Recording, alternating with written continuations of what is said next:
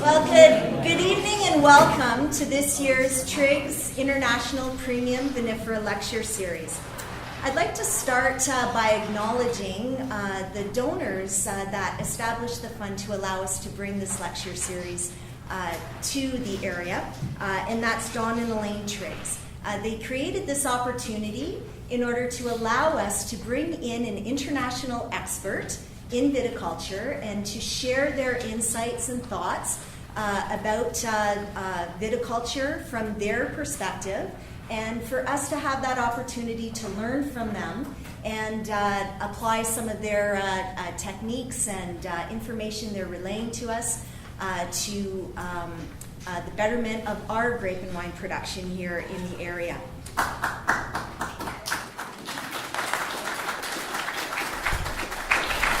Now, Don and Elaine Triggs couldn't be here in Ontario this year, but through the series that we've set up, we're now able to bring the series to British Columbia. And we'll be heading to British Columbia next week, where Don and Elaine will take in the series in the Okanagan. So to start out the evening, I'd like to call upon the president of Brock University, Dr. Jack Lightstone, to bring welcoming remarks. Jack?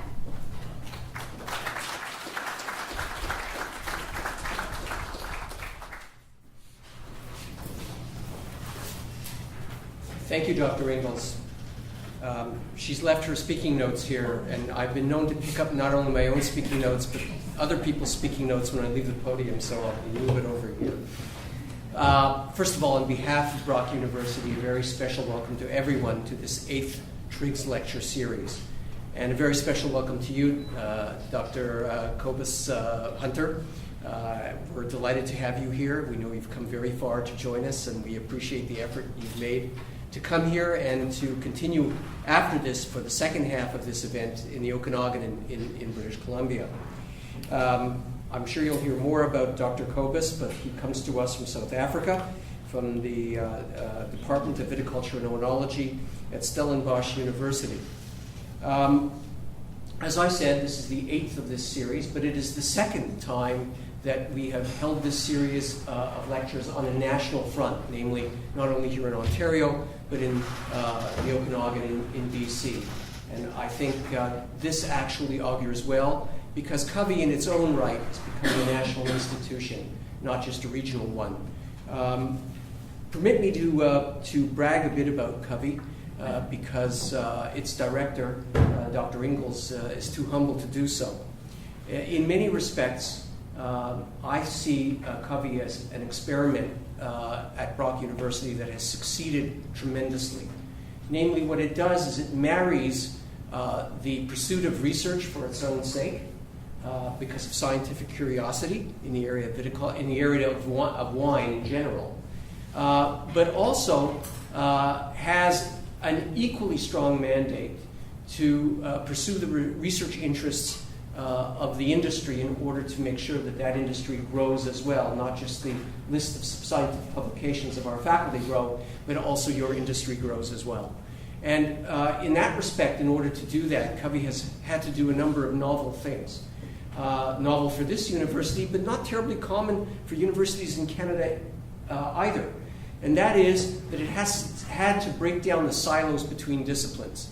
The wine industry is wider than chemistry and biochemistry. It's wider than biology. It extends into business. It extends into consumer culture, and all sorts of things. And CCOVI, as it has grown across that spectrum of expertise, and accumulated that spectrum of expertise from wherever it resides at Brock and in other universities in terms of the associates that are members of CCOVI from other universities, in order to pursue that dual mandate, the advance of knowledge for its own sake and the service to the industry. And CCOVI has been so successful at this that we have taken the CCOVI model at Brock and we have decided to replicate it in other areas.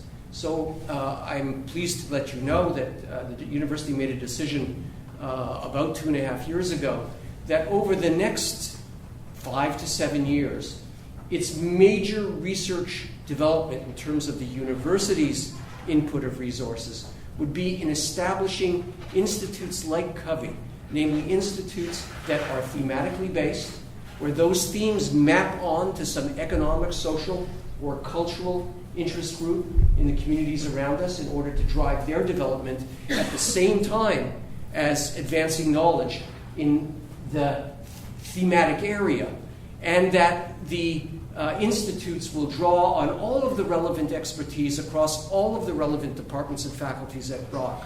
So CCOVI was the first, I think 15 years ago, and as of this past year, we have established 5 additional transdisciplinary, thematic-based research institutes, all with community partners. So I want to thank all of you, and that's not just people in Brock, all of you who've been part of the industry, who have been absolutely essential to CCOVI's growth and CCOVI's success, and we hope that CCOVI continues to contribute to your growth and your success. And I want to thank you for showing the way for this university, and I think we will become a model for research development in other universities that are still very siloed within their disciplines, for how we can develop as a university, develop science and knowledge, and at the same time contribute to the economic, social, and cultural development of the communities around us. So thank you for being here. Thank you for your support of CCOVI. Thank you to CCOVI, and thank you for joining us, Dr. Hunter.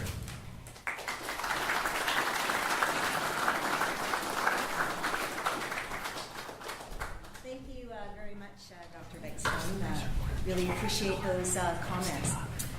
I'd like to take this opportunity before we start the formal lecture tonight to also acknowledge all those that were involved with the Vineyard technical tour yesterday. So first and foremost, thank you to Kevin Kerr for working with our speaker, Dr. Kobus Hunter, and our Vineyard site hosts to bring us a great tour yesterday at 3 different sites. And to also stimulate a lot of really interesting discussion at each of those sites and how they're relating to our viticulture techniques, especially in the light of our changing climate and erratic weather events. So our first site yesterday was at Hubel Farm Estates, hosted by Matthias and Thomas Openlander. And I think Matthias is here. Thank you very much, Matthias. Vanessa Pottinger hosted the second site, Constellation Brands Vineyard, at Talon Ridge Vineyard. And Emma Gardner and the entire staff at 30 Bench Winery for our third visit, which was also our stop for the barbecue lunch that was held there. Our lunch yesterday was sponsored by the Grape Growers of Ontario. And we also had a new sponsor, Joe Pilateri, from Lakeview Vineyard Equipment. I always want to say Lakeview Harvesters, and I have to correct myself on that, for sponsoring the wine yesterday at the luncheon, which was a wonderful treat. 2013 also brought a new sponsor to the lecture series, and that is BASF and Engage Agro Corporation. Their involvement is allowing us to continue to bring the lecture also to British Columbia to make it a truly national affair. And for that, we're very grateful because we see a lot of synergies happening across Canada for the grape and wine industry. And the more that we can benefit from collective efforts, the more that we can grow together as an industry.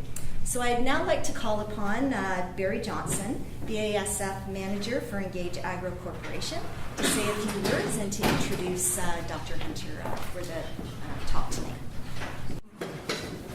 Yeah, so I'm here on behalf of BASF, and on behalf of BASF, I'd like to thank the Triggs family, Brock University, and CCOVI for organizing and allowing BASF to be a part of the Triggs International Lecture Series in 2013. BASF Canada is a company that strives to provide innovative and innovative crop protection products for the Canadian agricultural industry. Their commitment and devotion to the Canadian grape industry is no different. With the registration of 9 crop protection products for grape growers to use in Canada, there's products like Zampro, Pristine, Vivando, are just a few products to represent the type of new innovative products that BASF is bringing to the marketplace. We're here to talk about the Triggs International Lecture Series, with the Vineyard tour yesterday, which was outstanding, and I know that tonight's lecture is just going to be just as wonderful. it really, truly, this event truly promotes the innovation and excellence within our industry. Right? This is an event that BASF is proud to be associated with and very happy to support. Right? And our BASF support ensures that the tour and the lecture can continue on next week on to British Columbia and to maintain the national status of this event. So very happy to be part of that. So it's also my great pleasure to introduce the guest speaker, Dr. Kobus Hunter. Right? A man, as we've heard many times, he's traveled a long way. I believe it's 21 hours of travel time to get here, all the way from Stellenbosch, South Africa. Right? Has 27 years experience in teaching and research in the viticulture industry in South Africa and around the world. He teaches nationally and internationally, and most notably part of the prestigious European Masters of Viticulture and Oenology program based out of France. Right? I was on the tour yesterday, and I can say that Dr. Kobus Hunter has a tremendous amount of passion and knowledge towards the grape industry. So it's with great pleasure that I'd like to introduce Dr. Kobus Hunter.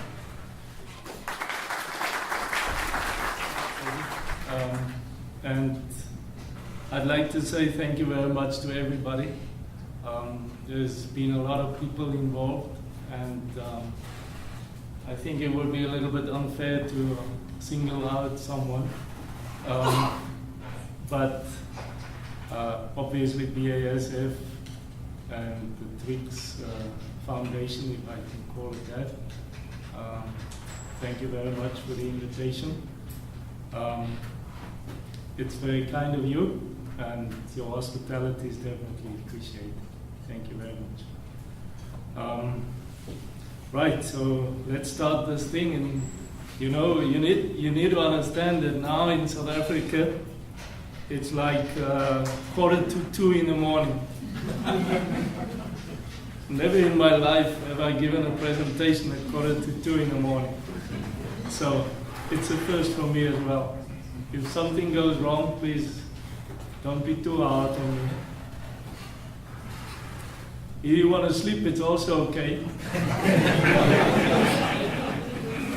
But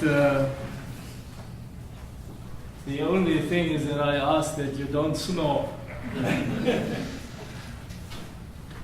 Perhaps it's a good thing, and you keep everybody awake.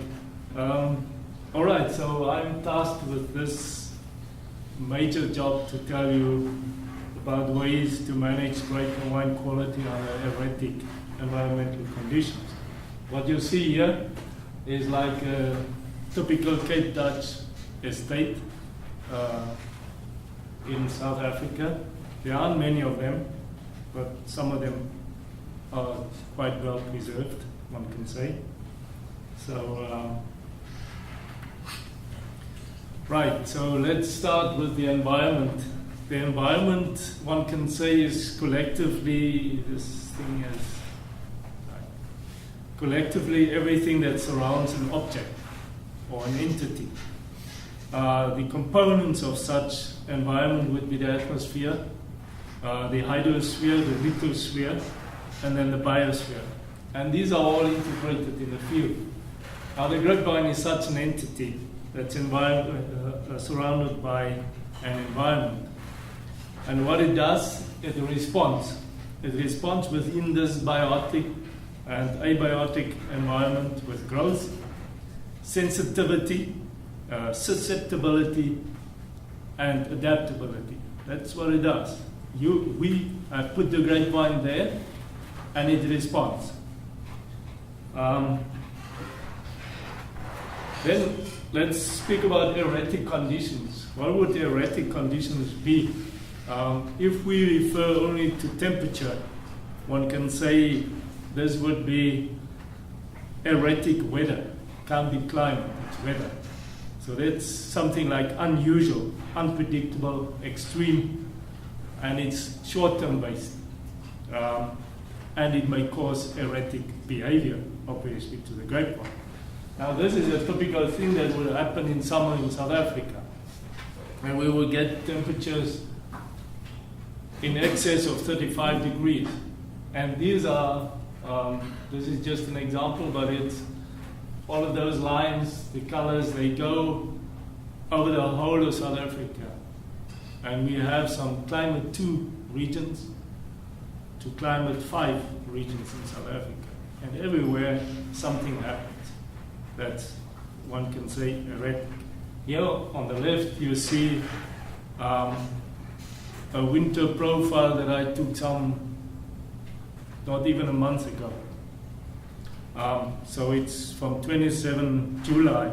On 27 July we had 11 degrees. And 4 days later we had 24 degrees. That's also erratic. It's not the same magnitude than your winter, all right? It's day temperatures. But it's erratic. One can say this is erratic. To change from like 11 degrees in winter to 24, and then it stays there for a couple of days. If we speak about climate, one can say it's trendy. It's an inclination in a particular direction. And it would be something that is off the historical average. And it would last then for a prolonged period. This is fixed on a long-term basis, not short-term basis. In the 60s, there was a trend. The trend was miniskirts. It would be much better to speak about miniskirts tonight than to speak about climate. So that was a trend, a good trend. On top of this, there are increasing carbon dioxide concentration, higher temperatures, and drier conditions are predicted. So one can say that energy balances, and this you've probably heard 100,000 times already, in the atmosphere of the climate system, these balances have been disturbed, according to the IPCC. So this, to us, presents what we can say an unavoidable research challenge to determine the reaction of the grapevine and an unavoidable focus on viticulture practices, on grape composition and on wine style. Because in all of these areas, there will be changes if everything goes along to the prediction. In South Africa, for the last, say, it's been calculated for like 23 years, up to 40 years, we've had increases in growing degree days from 150 to 240. And that's only over that short period. We lie here on a mean winter index of days 19272, the highest maybe 26. There are 15s, 18s. In Canada, Ontario, I've taken these graphs from Tony Shaw's work and also Kevin's work, I believe, is yours. And it shows a frequency of days with less than -8 degrees between December and February. That's actually decreasing. All right? And that's from 1970 to 2005. And the winter departure trends in Great Lakes region from 1948 to 2010, an increasing trend. Things are happening here as well. I took this from stuff that Kevin sent to me, and here you can see from 2008 to 2012 how erratic it actually was. It was a dry bloom, a wet harvest, a cool all season, late long year. Early start, early finish. Wet spring, dry July, wet fall, extremely early spring and dry. So it goes. So growing degree days are actually not so low. in comparison to some of our regions. So 1.4, 1.6, 1.6, 1.7. And precipitation is also interesting because you start with high and down to low, and vice versa, start with high or start with low and up to high. So all kinds of things happening. Ladies and gentlemen, this is not something that we can do something about. What can you do about the weather? It comes to you. All we can do is to put things in place that we can buffer this kind of thing. This is all we can do. We cannot change the weather. And we've chosen, you have chosen, to grow grapevines here. So we have now to deal with what the weather is throwing at you. The question is, are temperature, rain, and rainfall the only erratic factors? This is my question. And yesterday we've discussed this practically at length. This is also a nice picture of South Africa, and you can see we do get snow on the mountains at least. Those are not clouds. That's snow. All right, so let's look at the soil then. Isn't that an erratic factor as well? The soil, the preparation, the depth, structure, compaction of the soil, the variation that you get, water holding capacity, the mineral yielding capacity. Those are also erratic factors. The practices that we do, plant material, planting, canopy management, differences in how we do these things, fertilization, irrigation, disease control. All of these are erratic things because we don't do them in the same way. We change them. And we don't do them correctly in many cases. So mistakes with practices may lead to or even enhance erratic behavior or growth of the grapevine, is what I would say. And one can say there are different layers of impacting factors, starting with weather or climate, weather, and then we go to the things that we do. In South Africa, a little bit of background in South Africa, the red star doesn't mean anything, all right? It's just a red star. It's just an indication of where we are. Most of the grape growing regions are situated here in the Western Cape, a little bit up the Atlantic or up the West Coast, and then a little bit down the East Coast and into the inland. Then we have another region here around Uppington, around what we call the Orange River, and this distance is about 800 kilometers. There's another area here around Kimberley, and even an area here in KwaZulu-Natal. It's more a subtropical kind of thing. So, but most of them are concentrated, the regions are concentrated here around Cape Town, the Western Cape. We have the Atlantic Ocean on the one side. Cape Town would be here. We have the Atlantic Ocean, cold Atlantic Ocean on the one side with the Benguela current, and then the Indian Ocean on the other side. This is actually not, you can physically see the two oceans meeting at Cape Point here, but the most, or say the southern point of Africa is actually here at Cape Agulhas. So this part is Indian Ocean, warm Indian Ocean, and that part is cold Atlantic Ocean. This one is fed by the Mozambique current, and that one by Benguela. But then what happens here, you can also see that there's a lot of topographical differences. And these topographical differences have a large influence on the wind directions as well, and the temperature differences in this region. What happens is that everything that happens on the oceans, the two oceans, everything is dumped on the land, and that's normal. So it's a very, very complex environment and challenging environment, but also something that can be explored to the maximum with a lot of opportunities. On top of that, we have many valleys and aspects. You can see here, creates a lot of opportunities to put varieties in particular places.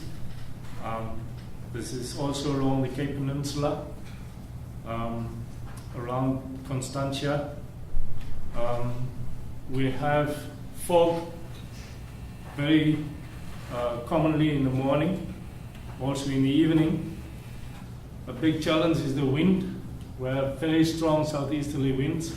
In this case, this is not snow, but it's clouds, and these clouds are created by strong winds, southeasterly winds. We would call it black southeaster if it blows like that. So you have the clouds and mountains created by the wind. For that reason, we also need wind barriers.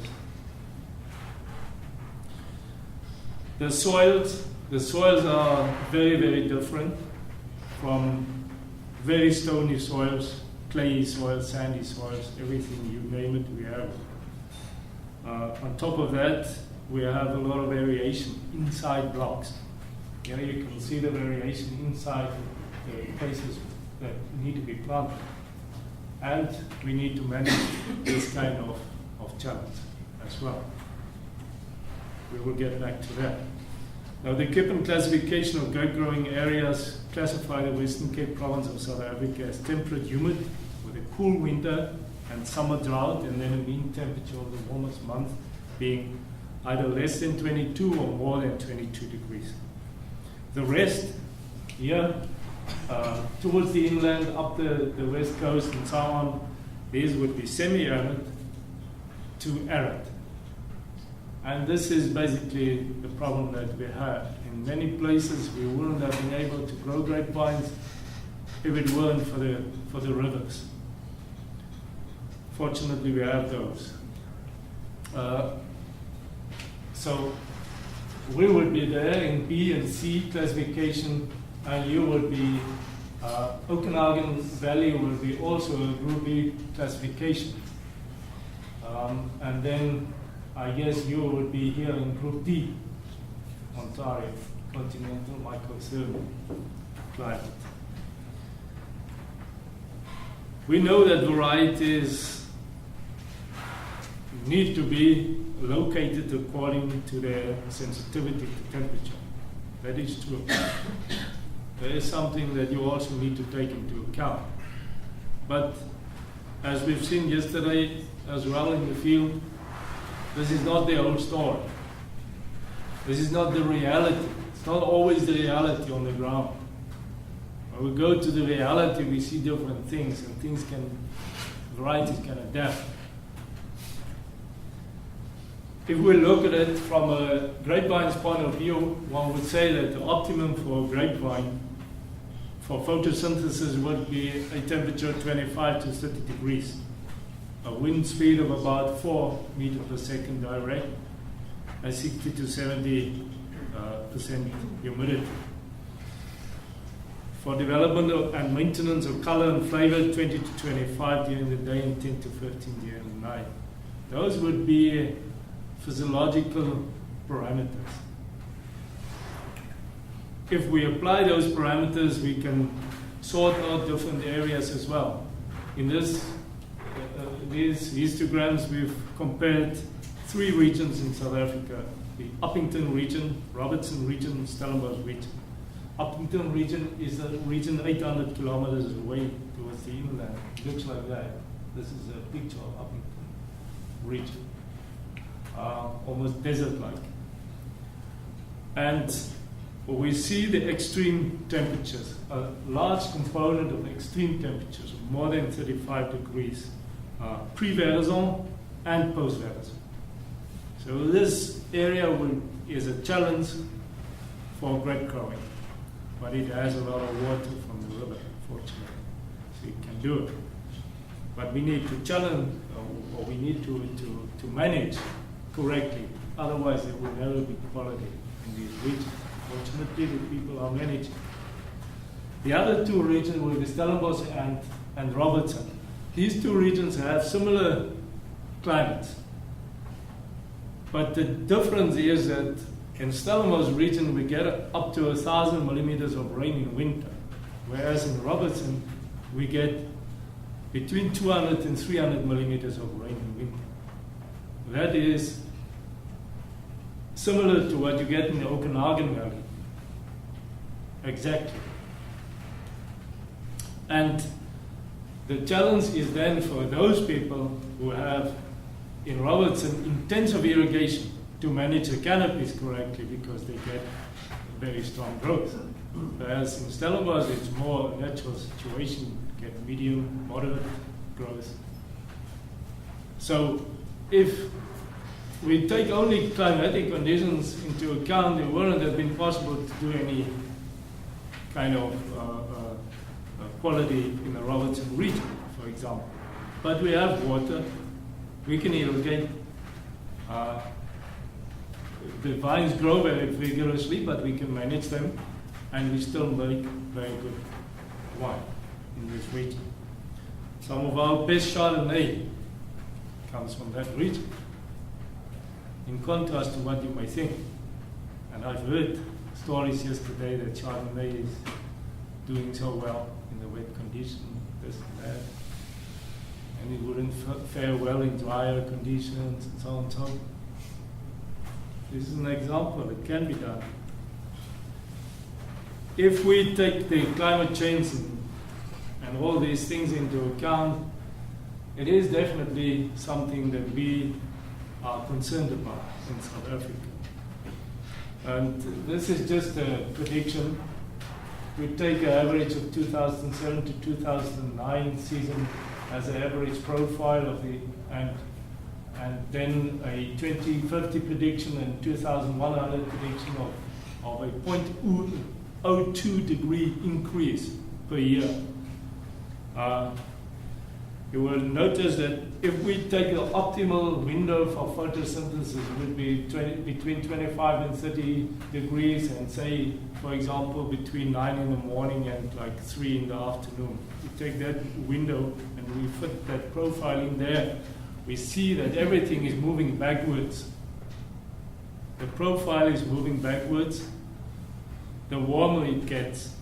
We take a hot day versus a warm day in Robertson, a 30-degree day versus a 37-degree day. We see exactly the same thing. What it means that the optimum time for photosynthesis would actually only be in the morning.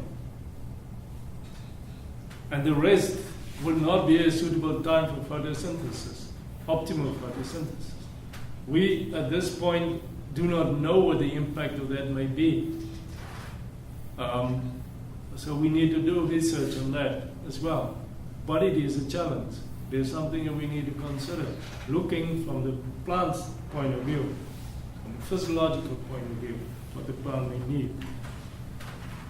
Now again, this erratic kind of weather pattern that we may find in Stellenbosch and in Elgin and in Robertson and all the other places. Here we have a place called Canon Ela. I mean, this is, there you get temperatures 45 and the humidity is sky high as well. What does it mean? That it actually leads to a condition like hypothermia, dehydration, like a heat stroke that you would get in the sun, a human being. Plant is in the same way affected by that. If you have under such conditions water stress, and you have establishment problems that you can see here, where you have salinity problems, you have definitely compaction problems, and the roots are growing sideways instead of downwards, you have serious problems. And if the underground is dried out, you are in for a disaster. Under such conditions, you would see the stress appearing.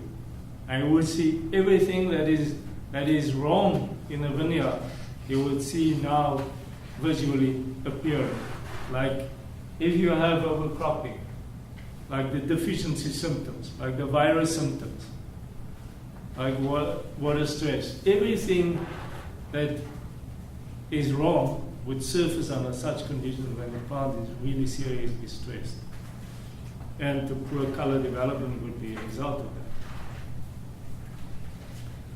Under such conditions, the roots may actually lose water to the soil under extreme dry conditions.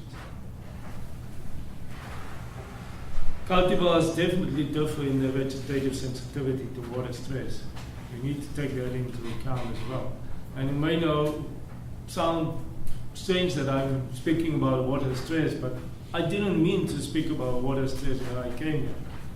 I needed to change that because I wanted to speak about high water tables and things like that. And then when I came here, you convinced me that you also had dry periods, and actually stressful periods. So now I have to speak about that. It makes it more complicated, but more interesting. Sauvignon Blanc is definitely one that shouldn't be stressed because you will lose all the flavor. Then Merlot is sensitive, Chardonnay, and then Shiraz. And then we can go to the other ones that are not so sensitive, like Grenache, Mourvèdre, Cabernet Sauvignon would be one that is very resistant. We have to accommodate these differences in varieties with our rootstock choices. This is the only way that you will be able to buffer such conditions in the soil and to maintain growth balance. We have to do that. You cannot use one rootstock across the board for all soils, all varieties. You have to make a selection there. And we've seen that yesterday, that it seems like there isn't across the board kind of rootstock choice. That is not the good thing. In general, the higher the leaf area, bigger the trellis, the more water is required. In general. The higher the amplitude of water loss. But the better the microclimate, the more efficient is the water use. The water use efficiency is better. But a transpiring canopy, a good canopy with good microclimate, is also extremely necessary to get rid of a high water table. The plant needs to transpire to get rid of the water from the root system. It's important. If we then speak about the opposite, there will be waterlogging in the soil. There is an inverse relationship between water availability and soil aeration, talking about 10% of soil airflow. And root growth would be poor under such conditions if it's less than that. There would be reduced oxygen available for aerobic respiration. There would be the cap cycle and electron transport. Consequences will be a build-up in the product of anaerobic respiration. That will be glycolysis, the first respiratory process after photosynthetic process. In the roots, there will be a lack of ATP, energy in the roots. That's energy. And there will be a reduction in root growth. And in absorption of water, absorption of nutrients, and in shoot growth.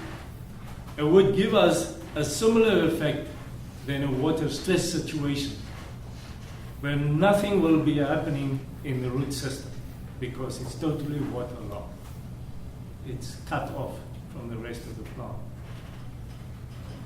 Too much water has the same effect than no water.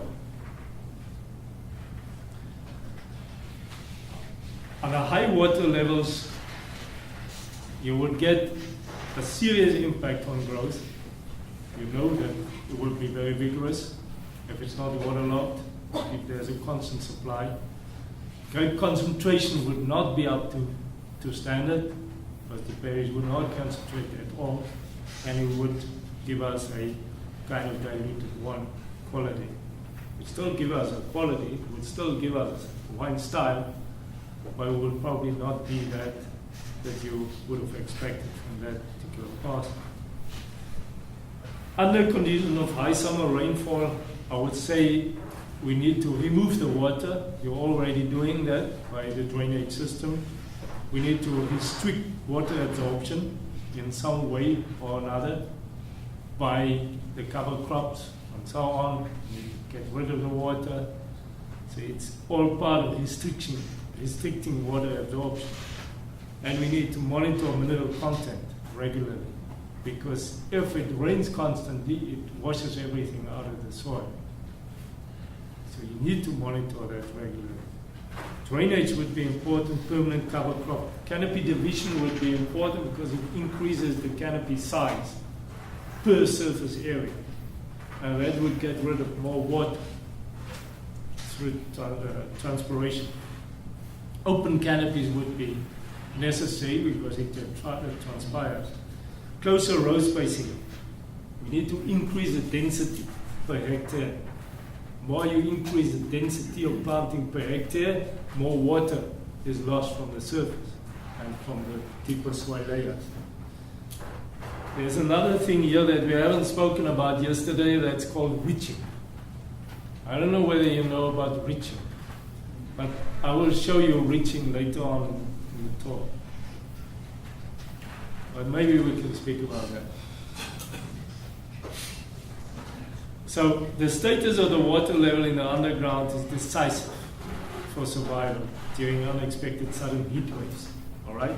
So soil water holding capacity is critical. That is true. But the dry root system and a waterlogged root system are equally non-functional. Both are not good. In a situation where we've been yesterday, for example, the soil profile that we saw, in such a situation, it may dry out completely. And once it dried out completely, it will be extremely difficult to fill it out again. But it's at the same time, that particular soil can be easily waterlogged, totally. So roots and water in the deep soil layers are critical as a buffer to maintain turgor during prolonged heat stress. But take care of them, that they aren't waterlogged on the other hand. Now, we spoke about these processes. The first process here, under such conditions, either it's total water stress in the root system or it's a waterlogged root system. Everything, remember, the canopy is totally dependent on the root system. Totally. It doesn't get any water, nutrients, anything from anywhere. It gets it from the root system. If things stop there, things would stop at the top end as well, because transpiration would stop, stomata would close, photosynthetic activity would decrease, and it would even stop. All right? So this whole process here, the Calvert cycle, everything would stop, and we will have no production of sucrose.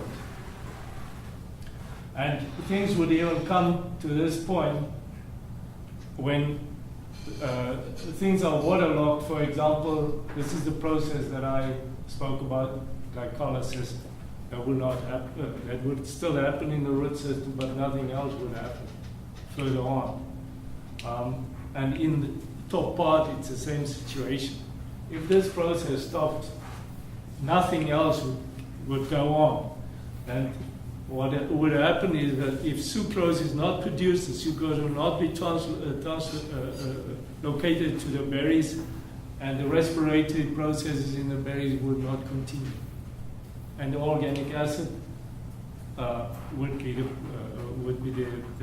component that would be affected negatively, because all the organic acids are produced here. Krebs cycling, they are differently produced inside the berries. They aren't transported from the leaves to the berries. There is absolutely no evidence for that.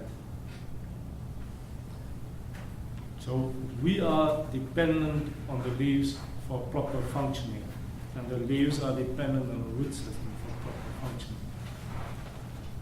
And once we've gone that far, we have to go to the secondary products as well.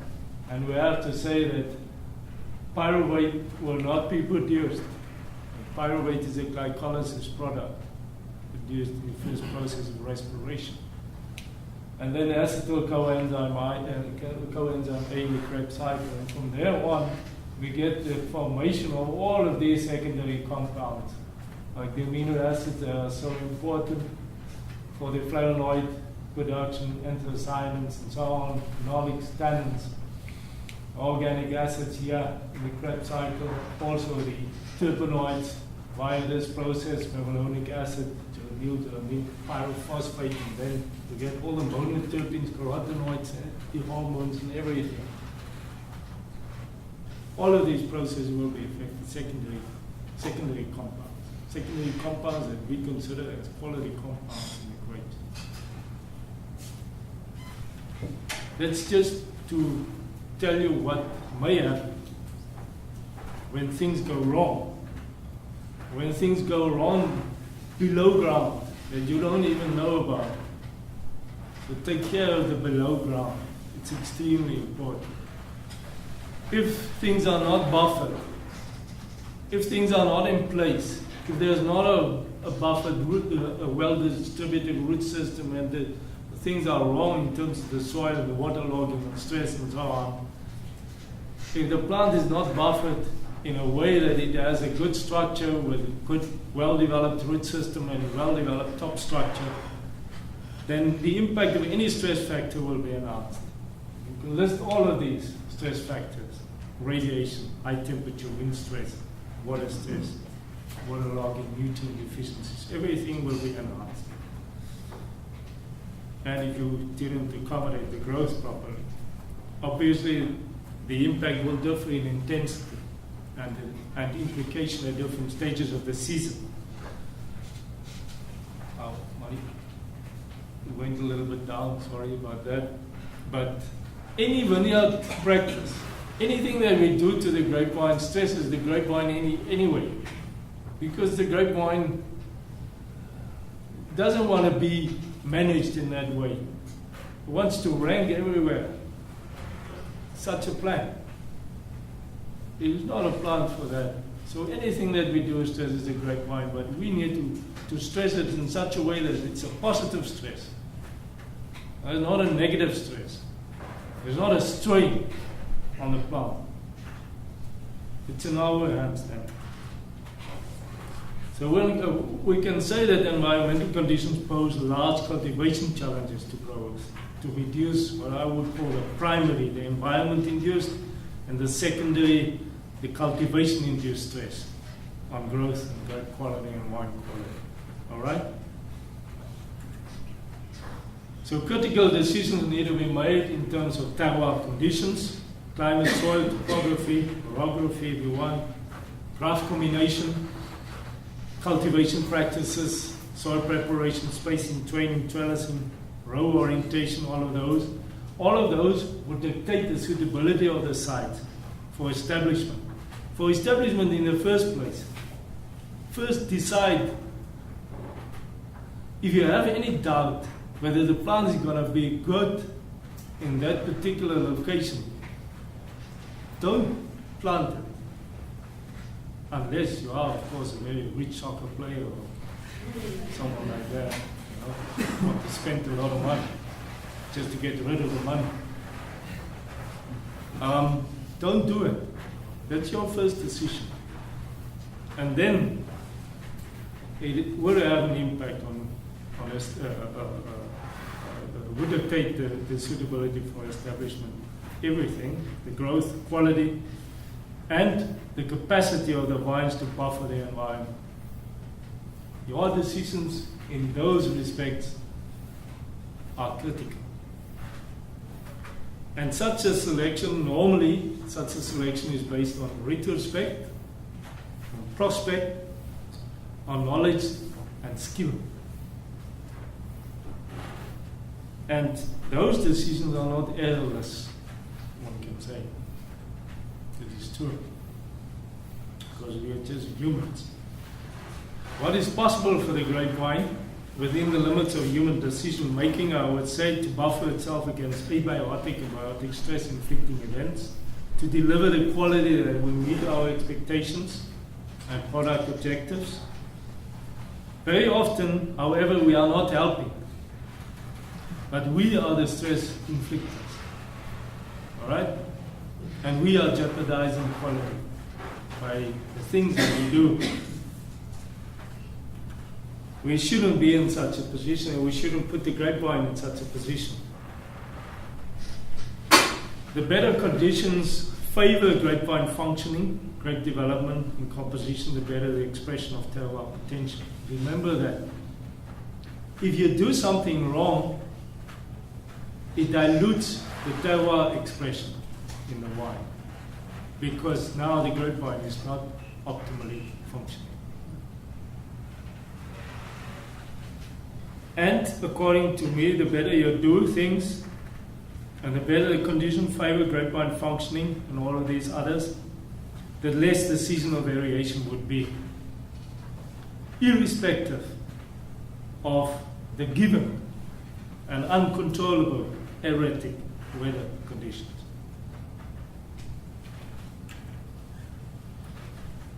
So I would say the sensitivity profile of the grapevine to environment and human impact must be respected, to bring expectation closer to reality in the vineyard, and to actually valorize the potential and the land. I struggled a lot with this word, valorization of land. But it's actually a fantastic word, because it combines everything to valorize something. Huh? It's like a student. I always speak about students, because they don't valorize themselves if they only get 50% in an exam, because they have much more to give, but they just go along, they just survive.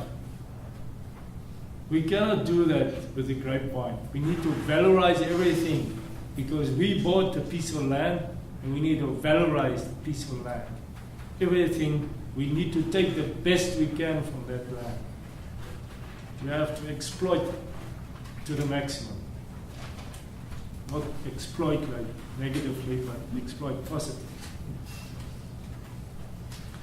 Right, let's look a little bit at practices.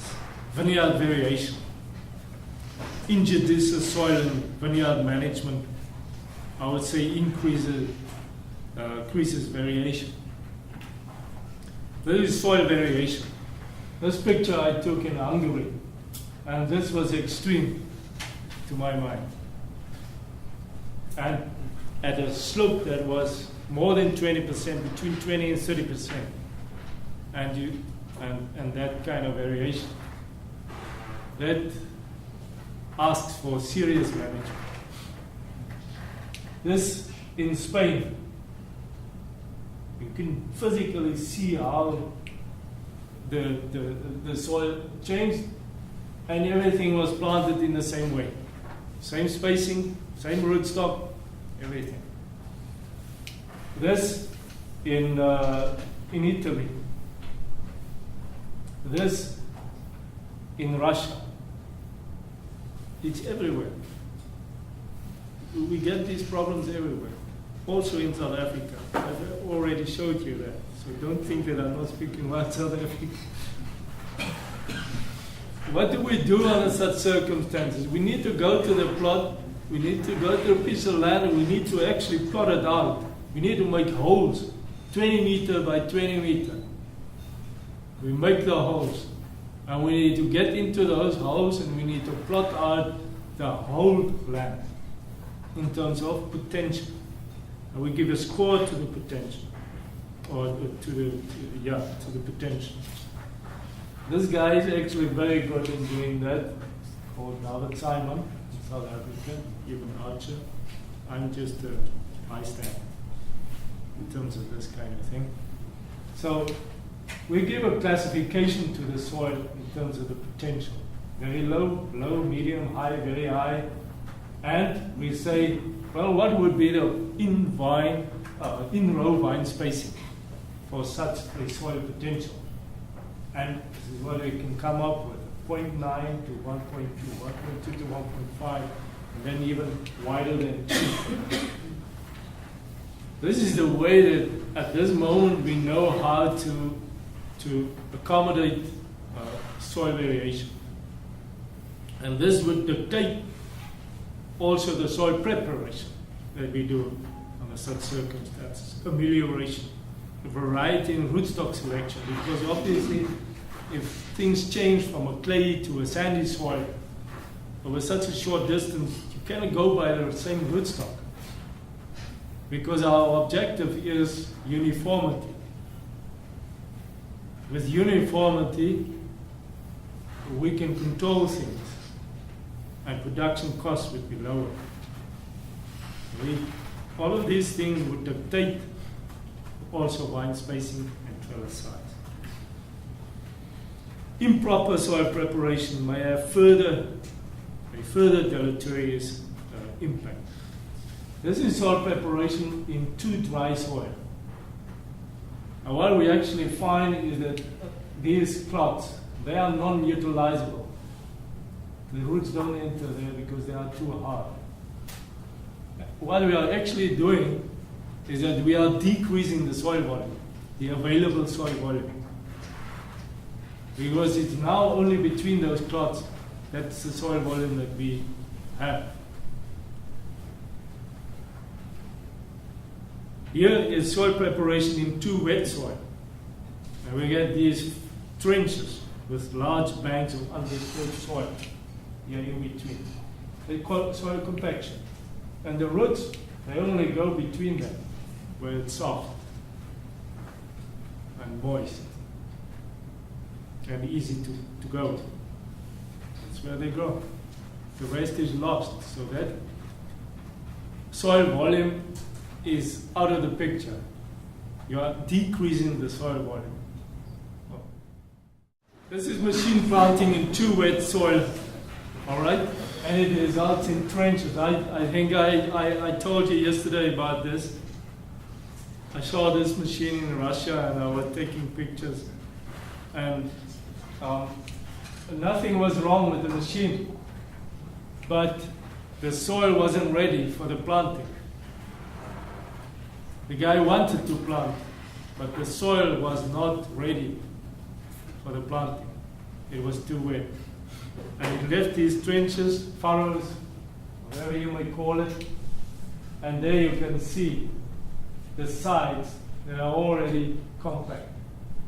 And here, this picture I took after the planting, and it was like that, with open roots, because the soil didn't tumble into the furrow. Be careful for these things. It has a major impact on the future. Some people, believe it or not, still think that you can just take a spade and you just push it to the side, you put the grapevine in there, and there it goes. It's not possible to do it like that. You have to make a hole, a proper hole. If you don't use that kind of machine, and make sure that the sides are ruptured and the soil condition is correct. You need a proper whole pile of soil in the middle, and you spread the roots over. So the roots already penetrate vertically.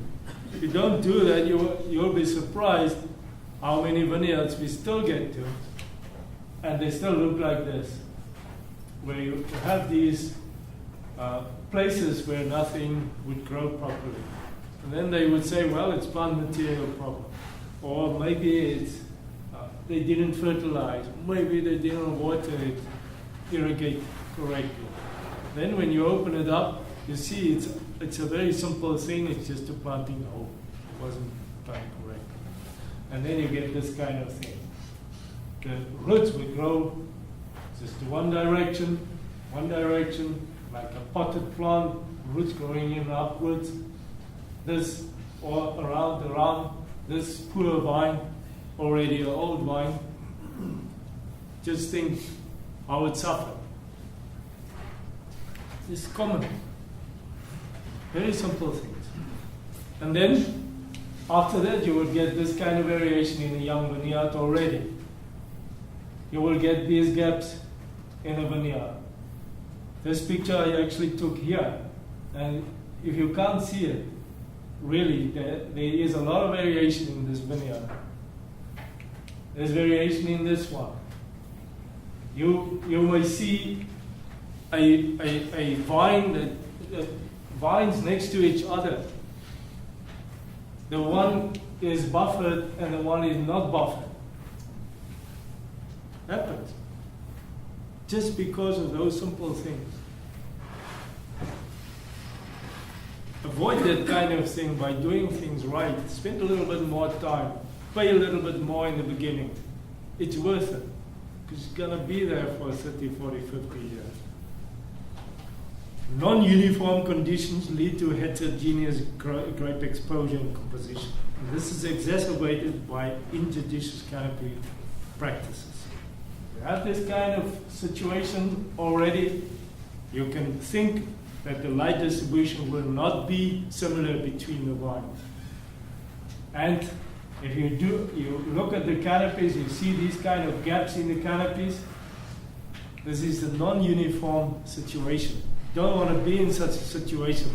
You want to have buds spread from one side of the row to the other side of the row, all of the line used. This is how it should be, because that's why you put the fruiting wire there. That's why you planted there. That's why you made the row as long as it is, to cover it up. That's what we need. And we need it well spread. And then you come with these kind of things that you don't have a proper pruning system, or you come with these things. You may think that this doesn't exist here. I've seen it yesterday. This. What do you expect from this? There's one or two leaves on the top shoot. It's like 20 centimeters. These bunches not only parasitize on that shoot, it parasitizes on the rest of the grapevine, and it dilutes the quality of everything. But that's why I'm so crazy about shoots being picked up and positioned and that kind of thing. That this kind of thing doesn't happen. This picture I took in Italy. Now you can see the variation in, there's nothing wrong or nothing right in this picture. From one side to the other side, from the left to the right, from top to bottom, everything is wrong. Okay? What do you do now? There it is. Don't create problems for yourself. This is now an extreme example, but still. Non-uniform conditions like here, and believe it or not, go in the autumn and you will see the differences in the block. And go in the winter and go and see what you've done right or wrong after the shoot, after the canes. And you can see the canes. It's like a human being. I'm dressed now. I can conceal all my faults. All right? It's the same with the grapevine. It's covered with leaves. You can't see any mistake. But strip it, naked. I can take off all my clothes and you will see. There are mistakes. I look all right. But there are many mistakes. All right? It's the same. Go in the winter. Have a look. And then you will see. That's non-uniform. That's taken in Chile. This is taken in Germany for all the Germans. And this is uniform, all right, par excellence. Now here the control is easier and the prediction is possible. There's no doubt about it. All right? This is what I'm after. We are in control. If the vineyard is in control of you, you have a problem.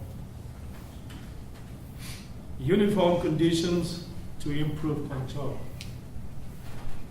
This is the kind of thing that you would expect in terms of cane distribution from a canopy like this. All right?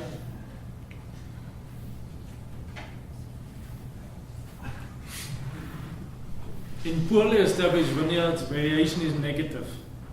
It doesn't matter what you do, irrespective of any effort, it will always be negative. But if you establish things at least well, you can identify the spots, you can harvest them separately, you can treat them separately in terms of canopy management, and you can manage those kind of things with imaging, satellite imaging, etc., flyovers. There are many ways of identifying or just walking through the vineyard. And then you can manage. No problem. But then it must be well established. The rest you can read yourself. In principle, there are different levels and forms of variation, but there will always be variation. You can't get rid of variation. Why? Because of the environmental influence, because of the biological influence, material, and because of the human influence. We don't understand things similarly, and we don't do things similarly. Even if we are taught similarly, we don't perceive it so similarly. And that's unfortunately the problem as well. So we are striving to uniformity in our cultivation efforts to improve control. And that's under environmental, biological, and economic pressures. That's true. Our soils, rootstock plantings, told you I will give you the properties of the rootstocks. So you have the properties of the rootstocks now. You can look at your favorable or favorite rootstocks. 3309, Kobus. Here it is. I just highlighted wetness and drought. It's not very good in wet conditions. That's property of the rootstock. And it has a D value for, and that means poor, for dry, for drought. Then there's SO4. SO4 is relatively good in wet conditions, but is not good in dry conditions. I'm saying maybe you should consider 110 Richter is a versatile rootstock. 114 MGT is a good rootstock, but is not good in dry conditions. It's drought sensitive. Remember that if you don't have water, and if you're not sure that you will have water in the soil when you use it. 143B MGT may be something that you can also think about. 1103 Paulson, according to me, is a really good rootstock. Something that you can consider. Yeah, that's about it. If you have very low vigor, sandy soils, that kind of thing, then you can go for 140 Roger, also a very good rootstock, very drought resistant, very good rootstock. Alleviating the natural root restricting soil layers before planting and proper planting techniques would allow proper root distribution. There is no other way that you could get it, and this would impact on growth balances and would give us homogeneous vineyards. We need it. a well-prepared soil, and we need a well-distributed root system with a mixture of fine roots and thicker roots. That's the idea. A large, deep penetrating root system would increase the ability of the vine to buffer the impact of environmental stress and growth, and would increase the stability under erratic conditions, according to me. These are the kind of studies that we've done in our root studies. Excavated the whole vine or do a root profile study. And in this way we can see what's happening underground. This we've done for different plant spacings. If you have such a root system, you would also gain in terms of ripening, according to me. Because whether you have erratic conditions or not, there would be a stability in the vine. There would be a continuous activity in the vine. And that is what you need. Because very often, under erratic conditions, under heat waves or dry periods, the vine would be affected because it cannot continue, it would stop. And this is something that you don't want. You want it to continue to function. And you may be able to predict grape ripening under such conditions. But if you don't have that, it would not be possible. Normally we find that most roots in the 0 to 800 millimeter zone under various soil conditions, if it's well prepared. On the left you'll see 114 MGT root system. On the right you'll see a 140 Ruggieri root system. And the same conditions. The root balances are the same, but I would say this root system has a better chance to buffer the sign against adverse climatic conditions, because here you get roots that also penetrate deeply into the soil. And these are the roots that you also need under extreme conditions. The relationship between root mass and soil compaction is negative. It doesn't matter in which soil. There's always a negative relationship.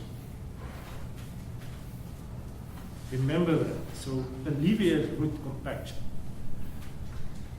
The deeper you prepare the soil, the better the shoot mass will be, the better the yield will be. Normally, the number of roots also is in correspondence with the average cane mass. Here we have different rootstocks, and you can see as they decrease in root number, they also decrease in cane mass. Different rootstocks.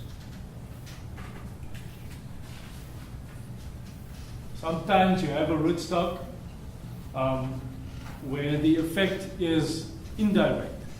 Here we have Richter 110, we have 114 MGT, and we have Ramsey. Now Ramsey is a very vigorous rootstock. So here we have a very low tartaric malic acid ratio of 1.3. Here 1.45, here 1.75. We would like to have a higher tartaric malic acid ratio preferred. But it's indirect. The rootstock doesn't have the ability to function in different conditions, so the water absorption is affected, nutrient absorption is affected, and the top growth is affected. Either it's too vigorous, either it's too maybe moderate, maybe it's low vigor, maybe it's too open canopy, and then the grape composition is affected accordingly. And this is what is happening here. High potassium contents in the Ramsey canopy because of the high vigor, because of shaded conditions. And you get potassium. There's potassium in the berry, then you can be sure that it will bind to the tartaric acid and the tartaric tartrate salts will form. And then it would increase the pH. Because tartaric acid is a better buffer than malic acid. And we need that. Vine spacing, we need to select according to the vigor potential of the soil. That's what we said already. So in row spacing, we normally try to be as narrow as possible. And we try to achieve maximum cordon length. In our case, cordon length, your case, cane length. I've also seen cordon vines here. And we try to get maximum shoot number and bunch number per hectare, but not crowded shoots and bunches. This is the kind of thing that you can expect, like I explained to you yesterday. This is a 1 by 0.5 meter spacing. This is a 2 by 1 meter spacing. This is 1 by 1. And you see the increase in root system size, but you also see that the root system does this. The closer the root system, the more vertical penetration. The closer the spacing, more vertical the penetration. And the wider, more horizontal. What you need, we've done all these studies and we're going to go into the details, but I just wanted to tell you that in the canes, you'll need the high starch contents. And in the trunk, you have high starch contents. You have only the root system and the trunk and the canes. Obviously, if you are cordon trained, you have the cordon as well that can help mobilize starch in spring. But that is important, that you need to create the best lignification and the best starch content across the whole cane. That you can only achieve by having functional leaves and by having leaves over the shoot, not half of the canopy removed by defoliation. And the other thing that you need is a concentration on root stimulation, because you get high starch contents in the root system in the 2 to 5 millimeter, size roots. But you can only get those roots if you start with fine roots. You need to stimulate root activity. Root activity is not stimulated in very dry conditions, and it is not stimulated in waterlogged conditions. And if that is not stimulated, if the fine roots don't grow, hormone production is affected. And that means that cytokinin production is affected. That means that cytokinin will not go up to the buds where they are needed during spring for the differentiation of the flower clusters from male, female. And the determination of crop size. Cytokinin has a massive influence on that. And obviously, if the root system doesn't work properly, auxin will also not be, and if it doesn't work properly, the top growth would not work properly. If there's no top growth and no new leaves developing, auxin production would be affected. And auxin production stimulates root growth. And that's how everything is in balance. Everything is integrated in the mind. We haven't even spoken about hormones yesterday. In general, I don't want to go to hormones, because if people don't know what is wrong with something, they say it's a hormone problem. Okay, this is nothing to do with, it's only the grapevine, all right? We talk only grapevine. Now, what happens also when you have closer vine spacing, the root density would normally increase. You will get more fine roots than thicker roots. All right? And again, I don't want to go into the details. I want to show you this total root density per meter square profile wall increasing from 3 by 3 meters to 1 by 0.5 meter spacing. That's from 1,000 vines to 20,000 vines per hectare. And you get normally with a closer spaced vine with Pinot Noir, closer the spacing, there's a natural stress on the vine, and we get better color development in such grapes. And also, the closer the vines, the more stressed they are in terms of water potential. In other words, they absorb more water, they exploit the soil to a larger extent. And here you see increase in abscisic acid concentration in the bunch rakers, increasing the closer the spacing. Means that there is stress. Abscisic acid concentration has also been associated with anthocyanin production, and so is sugar content. But these spacing scenarios can change on different situations that you may know already. At the moment, we are busy with an experiment. This is one of our experiments. Here we have vines at 0.3 meter spacing, 30 centimeters from each other. And then we have the same parcels with 30 centimeter intervals increasing to 4.5 meters between the vines. So this is the experiment I told you about yesterday under fertile conditions in the Robinson area where we have intensive irrigation, but the climatic condition similar to what you have in the Okanagan Valley. This is what we are busy at the moment. The canopy management is the same, spur prune, also 12 centimeter to 14 centimeter spacing between them, all of them treated the same. So we want to look at balances, we look at grape composition, we need to look at different wine styles that we may find under such conditions. We want to look at the turning point in terms of economic viability, etc. Trellising, I just want to go through these things quickly. You know, we've talked about trellising.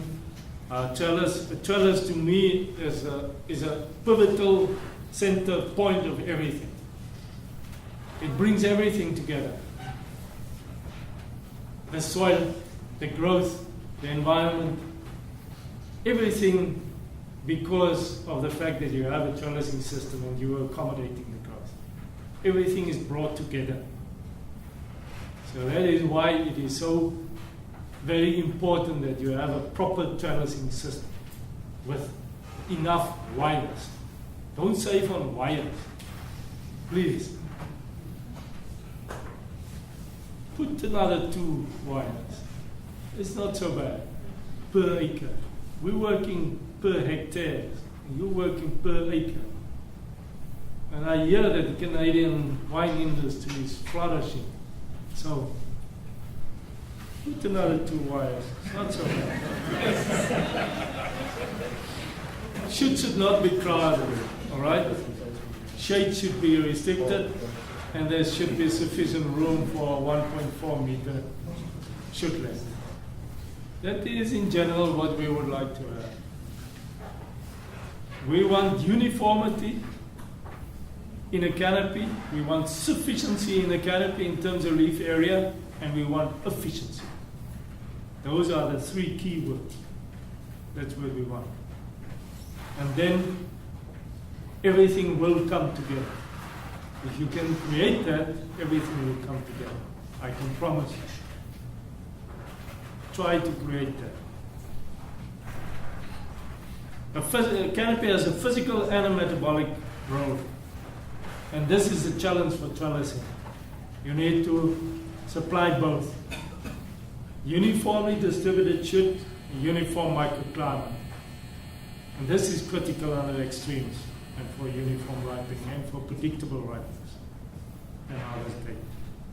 This is the kind of distribution that we would say, yeah, it's probably good in South Africa. Different growth situations, obviously poor to moderate, vigorous, non-uniform, uniform shoots, canes. Different management, obviously, for all of them, but I would prefer to be in a moderate situation or moderate to vigorous. Because in this area, you can manage. But if you have poor growth, you can't manage anything. It's a constant battle. And overly vigorous, the same situation. So try to create that. We know about everything, not everything, but we know a lot about what is happening in the canopy because of many years of studies, carbon-14, translocation studies, etc. So we know what is going where, when, from set to ripeness, from all the different leaf layers in the canopy, from apical, middle, basal, around the bunch, everything. Practically, we know that when you open up the canopy, you have a good microclimate, you can stimulate photosynthetic activity. I told you the leaves can be rejuvenated. We stimulate root activity by having a better microclimate. We need the laterals, the younger leaves, because of this photosynthetic activity. Here, from this point onwards, horizontal point onwards, they are responsible for what is functioning in the canopy, properly functioning in the canopy, the younger leaves. And you have to create them before horizontal by your actions in terms of tipping, topping, leaf removal, etc. Then you create them. But it's a policy, security for the ripening period in which they will actually do their job and provide sucrose.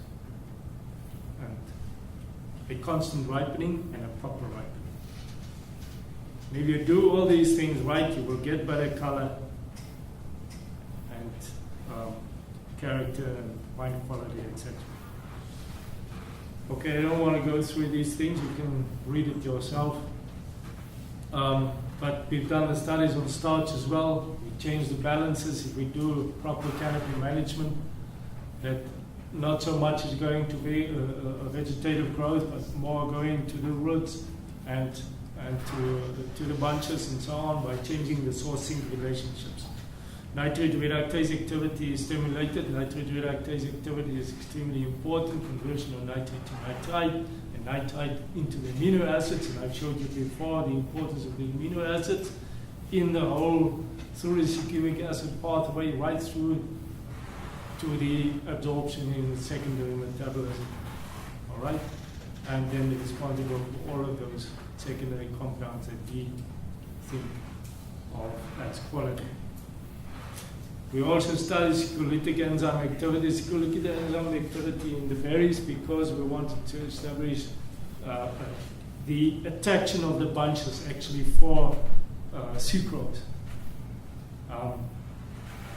What is important here is that we have, by doing this kind of thing, again established the need for having a properly functioning fruiting zone as well.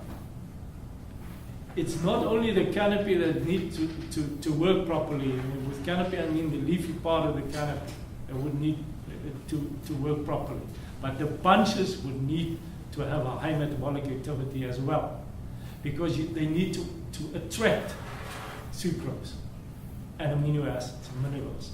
They need to attract them. If they don't work properly, they can't attract it. There is no demand. You need to create a demand and the attraction by increasing the metabolic activity and functioning, by creating better microclimate, for example, better distribution, that they can work properly.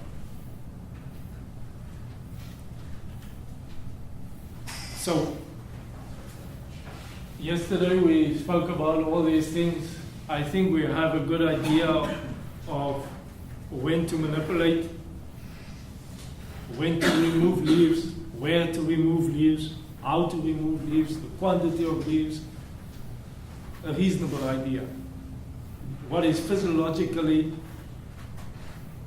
pure up to this point. We need a lot of more work, obviously, but we have a good idea of what is going on at this point. There's always little things that we need to sort out, detail. Don't be in such a situation, because this situation, 2/3 of the leaves removed, means that there's a lot of sunlight energy that is lost. This is not the kind of situation that we want to be in. We want to be in a situation where you have like a double sunlight, where you know that the absorption is good. And you also don't want to be in such a situation where the shade pattern is totally dark, because then the canopy is too dense. This is not something that we want to have, at least not in South Africa. I would prefer this kind of situation and treat the canopy higher up in the bun zone, but create some protection for the bunches.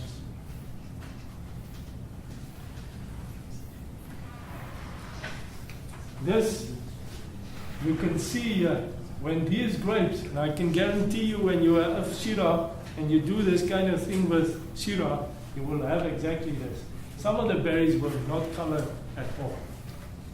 And especially when they are close together, they will not color between. Where they touch, they will not color. This picture, obviously, I took it here. I prefer this side, and this side I don't. I think we've discussed the reasons for that. We need those leaves. Injudicious treatment leads to poor reserve accumulation. I can tell you that because those leaves are still working. You may think that they mean nothing, they are still working. Those ones around the bunches that you remove. It has negative implications for growth and development. Not only in the current season, but also for next season. My question is over. Why do you have a canopy of 1.4 meters, and then at some point in the middle of the season you come and you take off 1/3 of the canopy?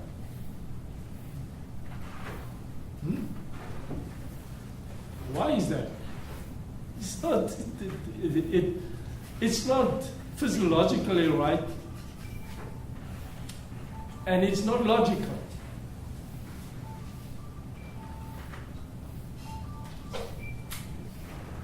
If there are stressful conditions, you have done all these things, if there are stressful conditions like winter frost, dry summer overcropping, high summer temperature, and high disease pressure.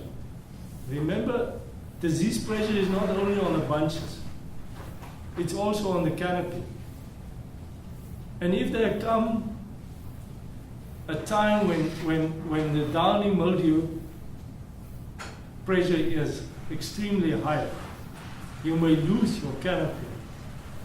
You may end up with a ripening period without leaves. And then you need those younger leaves, and you definitely would need that 1/3 of the canopy that you took off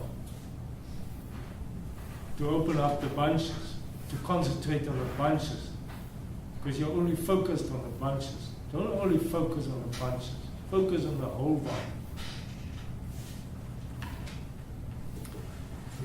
If you want to do quality management, take off the shorter shoots, bunches on shorter shoots. And you don't want the shoot, like you have canes, sometimes there are shorter shoots.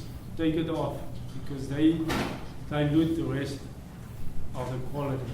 You can take it off early already. But in a cane prune system, I would actually say take only off the bunches. Leave the shoot there, because the shoot helps. It helps to ripen the rest of the crop. That's very old physiology, canopy management studies. Leave it there. But in our situation, it is different because we have these shoots from the quarter and not from bud positions. All right? But manage the quality in this way. Take those things off. The best thing you can do to have botrytis control is to position the shoot straight up. That's the first and best effect that you can get on incidence and on severity. The rest, what you do after that, add only a little bit. These studies that we've done on Chenin Blanc. Chenin Blanc is prone to rotting, I can tell you that, in South Africa. Different trellis configurations, obviously it can help to improve balances and sustainability. The thing with the trellising system and with everything that you do with the vine is always to maintain fruitfulness. Balance and microclimate are important. Always to maintain fruitfulness. If you don't have fruitfulness, you are not farming with anything. Critical. Lignification is dependent on canopy crop balance and microclimate. You need to create those things. I'm not going to go through these things, but if you change the trellising system, if you accommodate the growth better, you can change the balances. Here we've changed the balance, shoot mass to crop mass, 0.25 to 0.2. And at the same time, you will see that the root system increasing. And obviously, when you have a trellising system of 1.5 meter slanting trellis, you will have a wider spaced vine, and you will increase with the spacing also the size of the root system. You can see here, looking from above, excavating the root system. And this is also, we spoke about this yesterday, that the root system grows in a more like in a circle. It's prone to grow in a circle, not square. Everything that we've done on root systems, you always see a circle effect, not a square effect. You can do all kinds of things with trellising systems, and you can do all kinds of things to improve balances. You can use canes, and yeah, I've used the cordon, but you can also add it to the existing cane prune system. Add another cane. And if you don't go for like top quality, why not do this kind of thing? You can. You can yield more. It's possible. You can do cousin halves. You can do solo. In this case, it would not be possible for you, but this can be in the center. It will ask a little bit more management from you to manage the quality. You can also bend them. You can create them here and bend them, give them an arch, make them flatter, so that you don't get the difference that we spoke about in the first vineyard yesterday.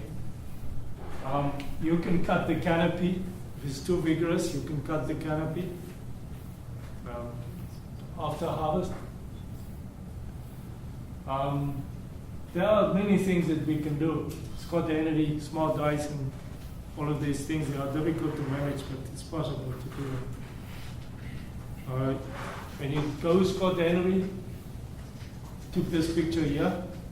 When you go Scott Henry, remember that you may end up with a situation where the top or the two fruiting zones are different in terms of ripening. So they may be differentially harvested finally. Something that I did in Japan to decrease the vigor was to cut every second vine. You can cut every second vine, but you need to keep the vine alive because you need the competition between the root systems. All right?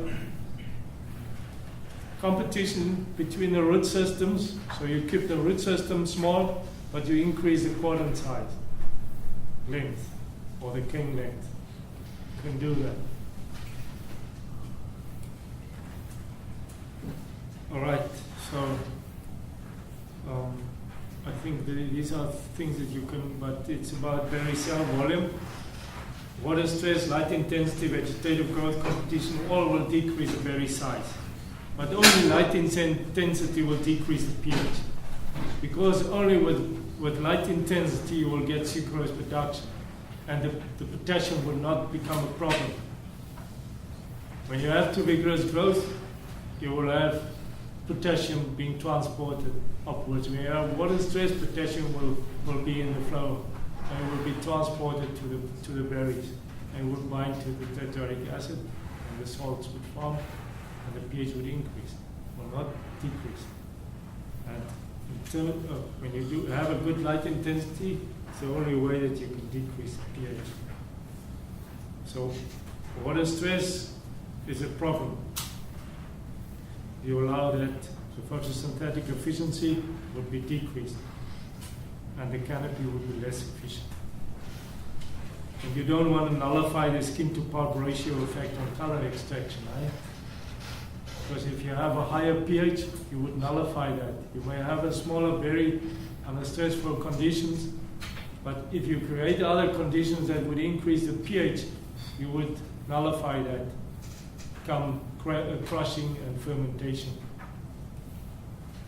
and color development. Post veraison, you also need to maintain a good microclimate so you don't get excessive potassium loading into the berry and potassium tartaric acid salt formation. A lower pH will increase extraction and will increase color intensity. So I have, in 5 minutes, I'm going to go right through. All right? This is another experiment that we have. This whole experiment is over 3 hectares and 4 different row orientations. You can go and Google it. It's close to Robertson. You can put Robertson, South Africa, surf a little bit around the town and you will find it. That's a Google picture. We believe that there's an energy sphere around a row. And within this energy sphere, there are many things happening.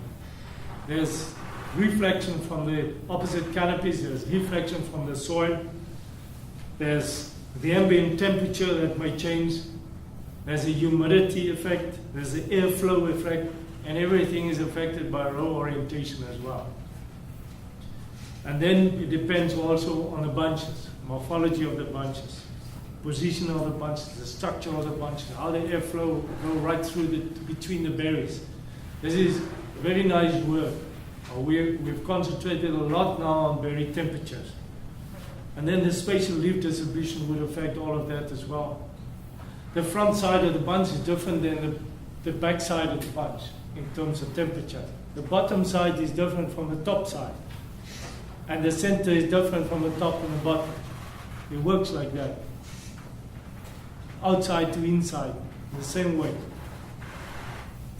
A bunch is extremely complex if you start to analyze it.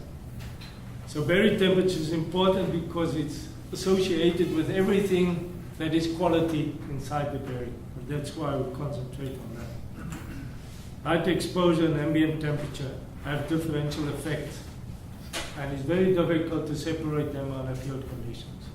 Well, we're trying to do that. And they gain more interest now because of climate change and heat waves and things like that. Normally when you have north-south row, you have a peak in the morning, you have a peak in the afternoon in terms of light as the sun goes right over the canopy. Let's forget about the others because you have mainly north-south rows here. So we are monitoring the berry temperatures.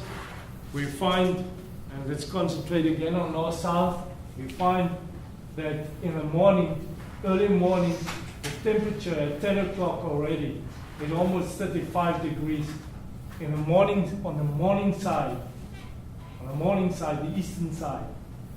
Whereas on the western side, the shaded side of the canopy during that time would increase slowly with the ambient temperature. And then there comes a point where it would have a higher temperature for a short period. And then it would decrease suddenly again. because that will already be a late afternoon. At 6 o'clock, around 6 o'clock, the temperature is about the same again.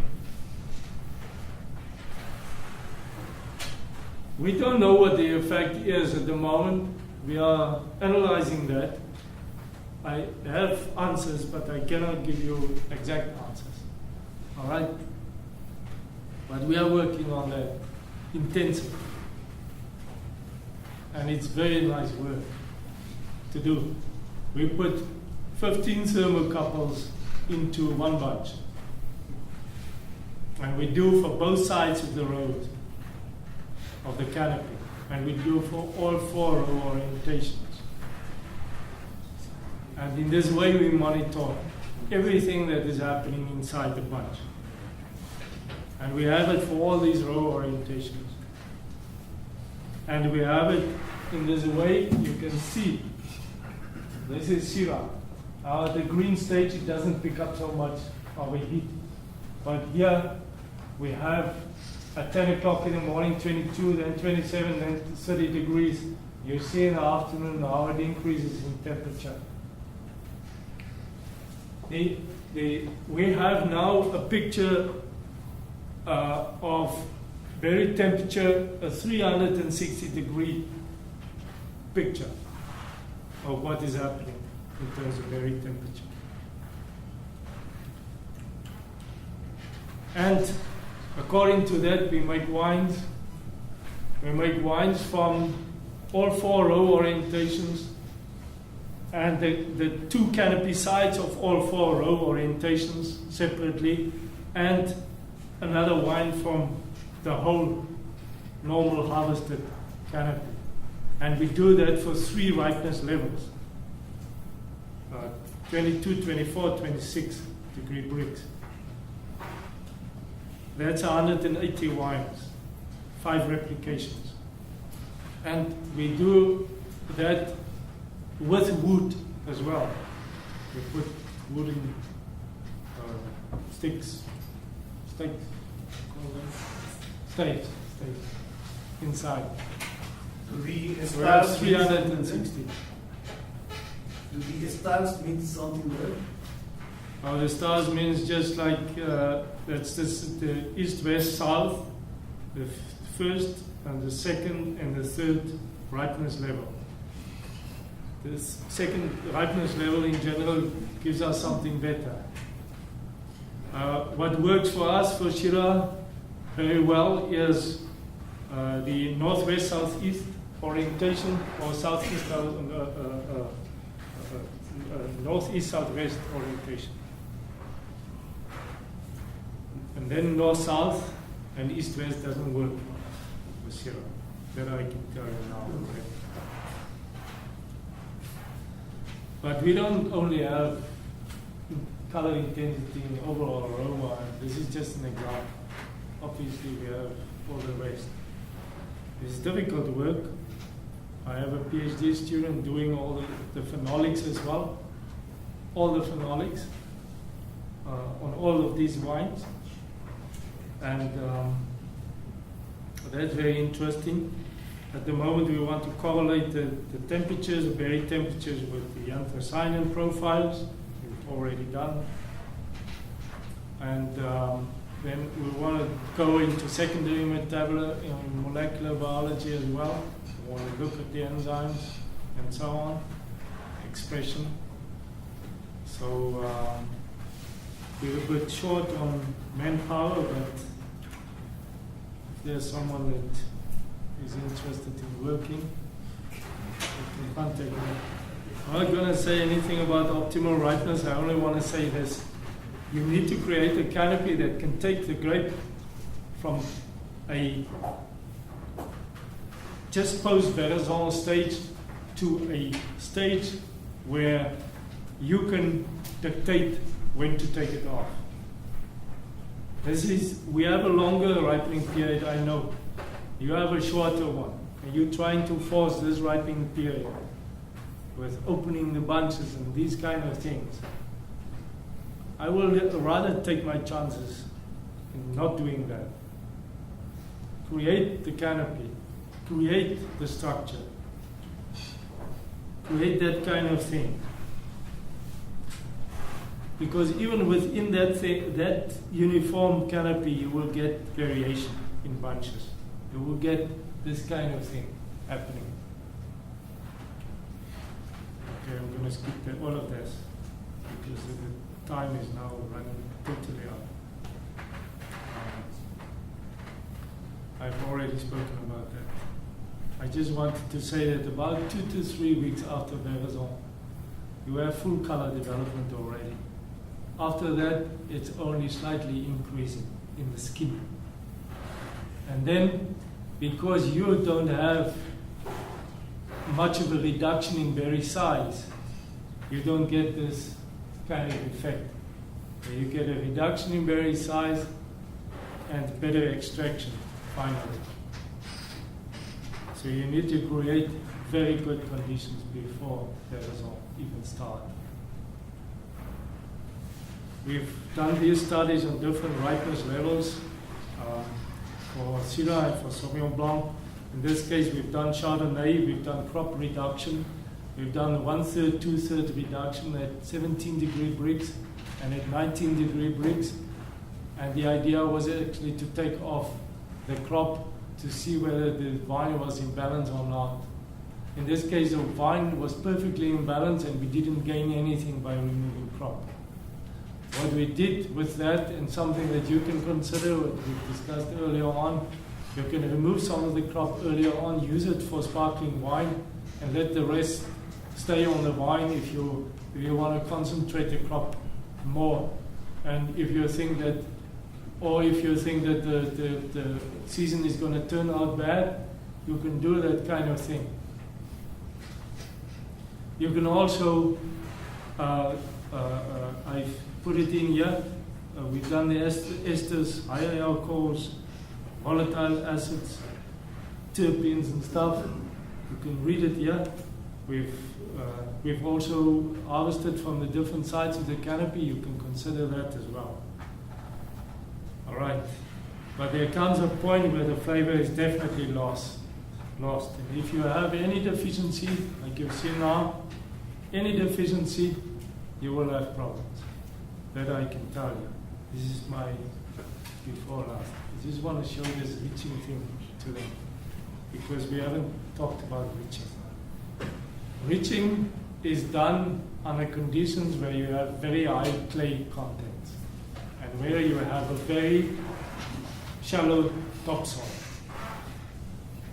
Then you do this kind of thing. You practically scrape the topsoil together, you make a ridge, and what it does, it takes a root system away from the water, drainage in the center, and you get much better heat in this ridge for root development and for drainage.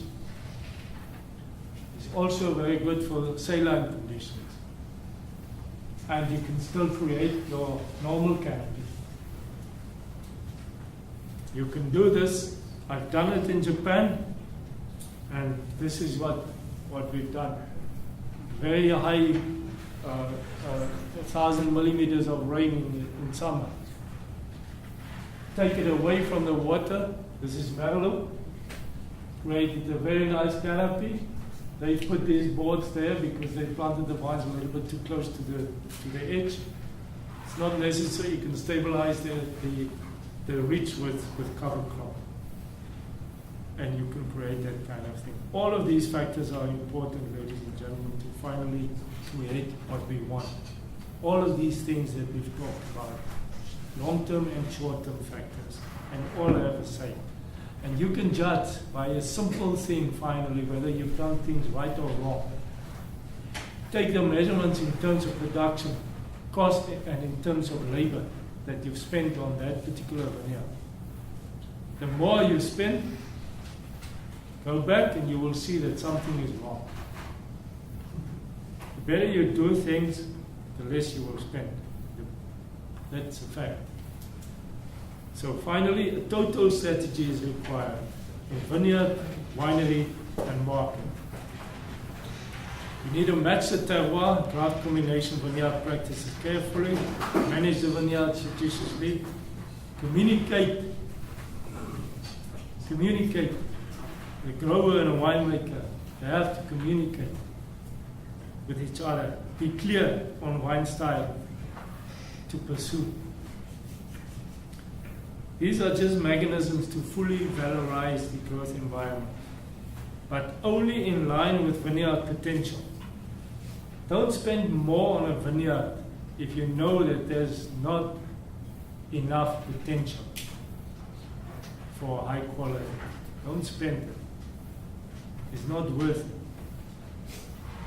Manage the variation to maintain control and improve the performance so that you can get from an apparent to a real potential, intrinsic ability of what you've planted. Longevity of the wines, don't forget that. You can manage for diseases and focus on diseases as much as you can, but don't forget about the longevity of the wine. You have to manage the whole wine and ensure stability in wine style if you do things right. I thank you very much, and I'm sorry that it took so long.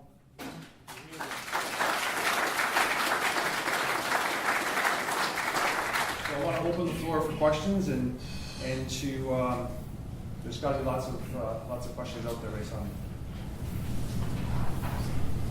Steve?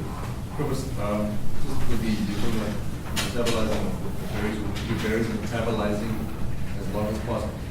Would leaf plucking, like opening the fruits, have an effect on metabolism, metabolizing potential, the efficiency of the bunch, because they get too hot or damaging cell structures or something along those lines? If you open it totally, there is no evidence whatsoever that exposing a bunch totally to the sun is good. It's always bad. There's never been a positive report on that. I don't know, Andy, you must help me if I'm wrong, but to find a positive report, you would have to have extreme cool or cloudy or such conditions. And then you would have to ask the question, but did you actually have to put it there in the first place? Opening up the canopy will definitely increase the metabolism, but not fully. That's my understanding. Isn't it somewhat dependent on the climate that the vineyard's being grown in? I don't know. I don't have a lot of experience about other places in the world, but I think that there's years where we have a lot of downy mildew pressure. There's a lot of powdery mildew pressure. There's black rot. I think that myself, if there isn't a small amount of leaf removal done, then I think, let alone the metabolism and the flavors and organoleptics and all that type of stuff, I think there's going to be problems possibly with the fruit if there aren't some leaves taken off. Absolutely, I agree with you. Thank you. But your focus is on some, which is good. My concern is everything. When they take off everything, that is my concern. But if you take off some, it is obviously very good because it stimulates the remaining leaves, stimulates photosynthetic activity in that area, it increases metabolism of the bunches. It's good. It's good for coloring, it's good for everything, good for balance. You open the bunch like that, you open it totally, you lose balance in composition. You were mentioning about the removal of a third of the canopy. You're Yeah. talking about through hedging. Yeah. Do The they not? third of the canopy, I'm saying a third of the leaves at random you can remove, but don't remove more than that in a certain area if you want to concentrate in an area. Okay, I misunderstood you. Normally, I thought your concern was about the removal of a certain amount of canopy above the wire system. My concern when I see there are two things. Okay, so let's be clear. The one is removing everything, and the other one is removing some, like you said. So with some removing, I fully go along with that. But I don't go along with everything removed, because that has never been possible. You will definitely disturb the composition in some way or another, because then you are managing only for disease control, and that is something that you cannot do. You have to find a balance somewhere. And physiologically spoken, we've done from just after budding, we've done these studies 30 years ago, literally. Now it's almost 30 years. 1984, I started with this kind of study. We've done 1/3, 2/3 of leaf removal at different stages, from just after budding, and then from just after sit, and from just after pea size, and then starting at verisome. So different stages from different and at different levels. And physiologically, finally, we've come to the point where we can say you can remove up to 1/3 of the leaves at random in the bun zone, so that first 30 centimeters, as soon as possible after set. And then, if the canopy gets a little bit more dense, because then after that you would do more hedging, all right, on top. I'm not I don't want to promote hedging on the sides, because there are restrictions. The restrictions are normally that you need to tuck things in, and then you can hedge the laterals if they become a problem.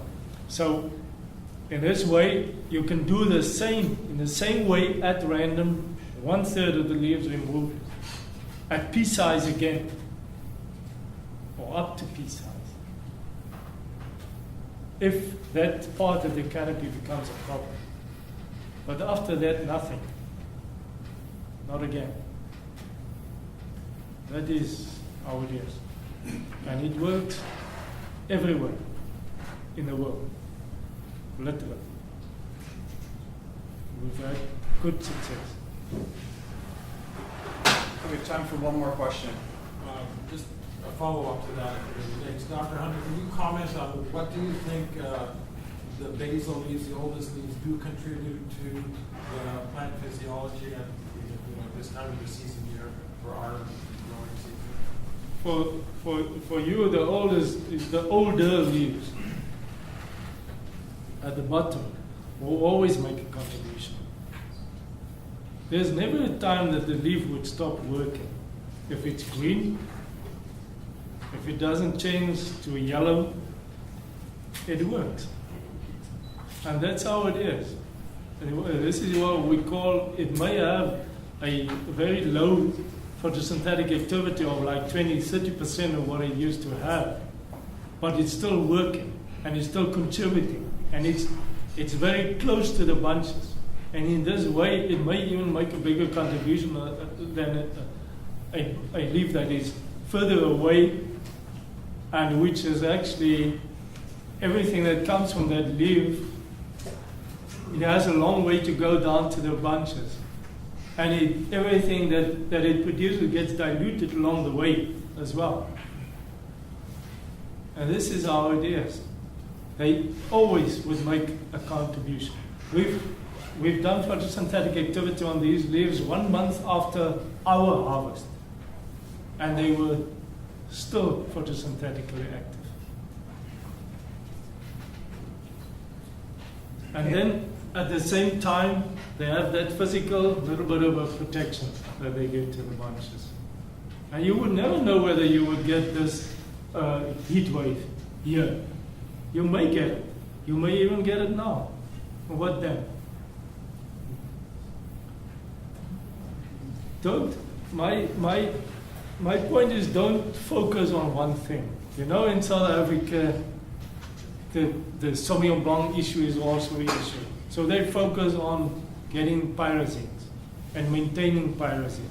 Now they leave the canopies dense. Some do.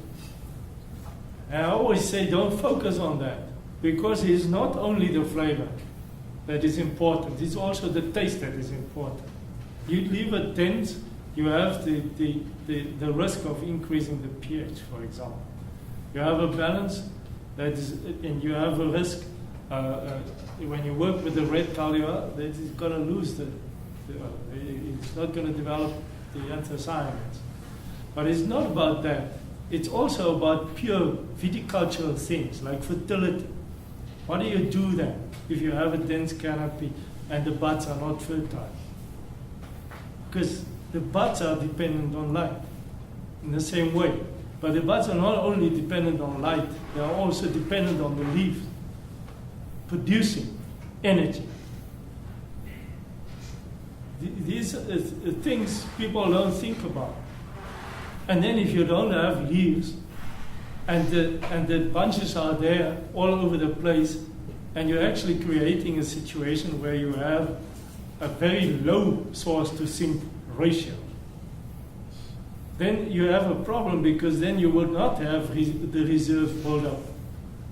And you won't have the lignification.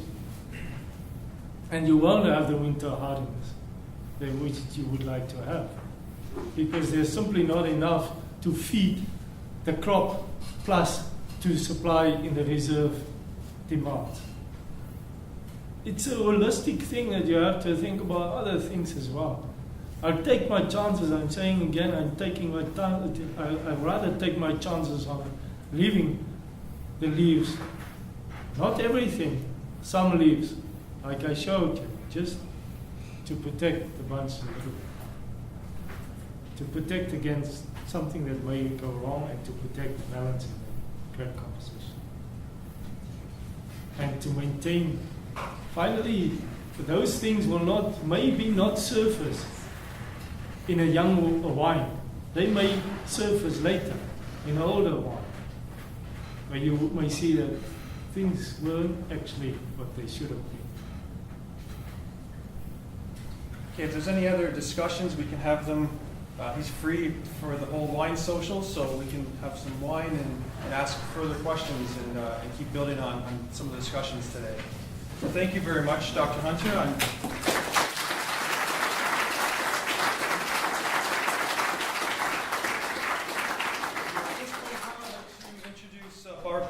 She doesn't really need an introduction. She's chair of outreach at CCOVI, as well as the chair of the steering committee here for the Triggs lecture series. Thank you, Jim.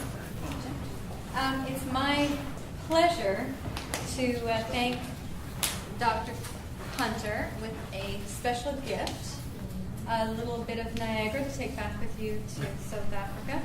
Of course, it includes a bottle of ice wine, among a few other things. Thank you very much.